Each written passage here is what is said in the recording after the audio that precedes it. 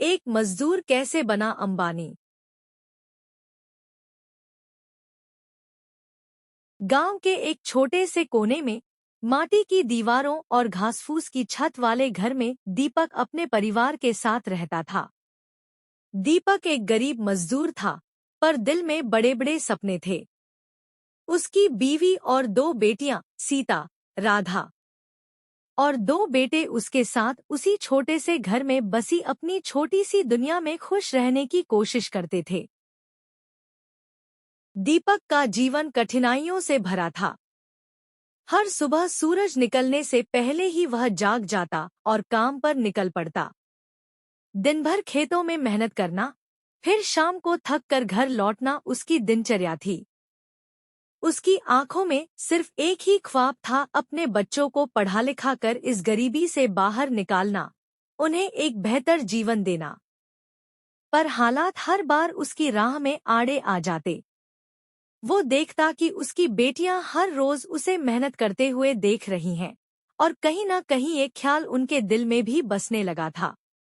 एक दिन जब सभी लोग रात का खाना खा रहे थे, बड़ी बेटी सीता ने कहा, पिताजी, हम भी काम कर सकते हैं।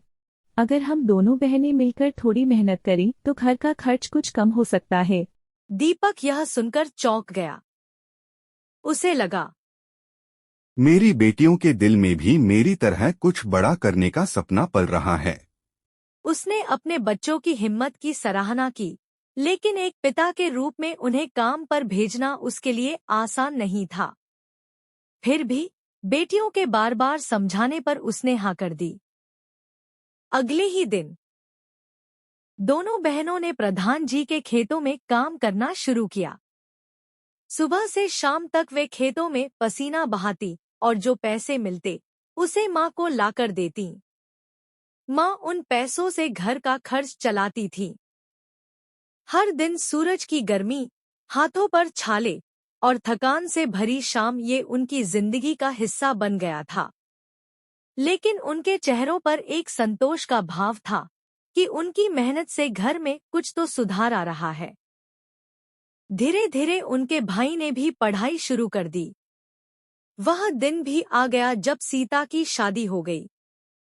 अब राधा के कंधों पर पूरे घर की जिम्मेदारी आ गई थी। उसने हिम्मत नहीं हारी और अपनी जिम्मेदारी निभाती रही। अब उसकी मेहनत का उद्देश्य केवल घर का खर्च उठाना ही नहीं था, बल्कि अपने भाइयों को अच्छे से पढ़ाना लिखाना भी था, ताकि वो एक दिन कुछ बन सके। कई साल यूं ही बीत गए। छोटा भाई भी अब बड़ा हो गया था और वो अपनी बहनों के सपने को समझते थे। उन्होंने अपनी बहनों से वादा किया, हम अपनी पढ़ाई पूरी करेंगे। और फिर राधा भी अपने ससुराल चली गई। अब दोनों भाइयों ने अपनी पढ़ाई पूरी कर ली थी और अब अच्छी नौकरी के तलाश में थे। लेकिन गांव में उनको कोई नौकरी नहीं मिल रही थी। दोनों भाइयों ने फैसला किया, गांव से बाहर शहर में नौकरी करे गए ताकि घर को सहारा बन सके। जाते समय उन्होंने अपनी बहनों को भरोसा दिलाया, अब हमारी बारी है, हम आपके सारे सपने पूरे करेंगे। सीता और राधा ने अपने भाइयों को आशीर्वाद दिया और उन्हें ढेर सारा हौसला दिया। कुछ साल बाद दोनों भाइयों ने मेहनत और लगन से शहर में एक बड़ी कंपनी में नौकरी पा ली। उन्होंने अपने माता पिता को शहर बुलाने का मन बनाया। एक दिन वे गांव लौटे। जब गांव के लोगों ने देखा कि दीपक के दोनों बेटे अब बड़े अफसर बन गए हैं, तो सभी हैरान रह गए। दोनों भाइयों ने अपने माता पिता के सामने प्रस्ताव रखा, पिताजी, अब आप दोनों हमारे साथ शहर चलिए। अब आपके आराम करने का वक्त आ गया है। यह सुनकर दीपक और उसकी पत्नी की आंखों में खुशी के आंसू आ गए। जब वे शहर पहुंचे तो वहां एक बड़ा घर उनका इंतजार कर रहा था। उस घर में हर वो सुविधा थी जिसका उन्होंने कभी सपनों में भी नहीं सोचा था। दीपक के लिए यह एक सपने के सच होने जैसा था। आज वह दीपक, जो कभी गांव का एक साधारण मजदूर था, अपने बच्चों की मेहनत और उनके संस्कारों के कारण गांव में एक मिसाल बन चुका था। गांव के लोग, जो कभी उन्हें ताने मारते थे, अब उनकी इज्जत करने लगे थे।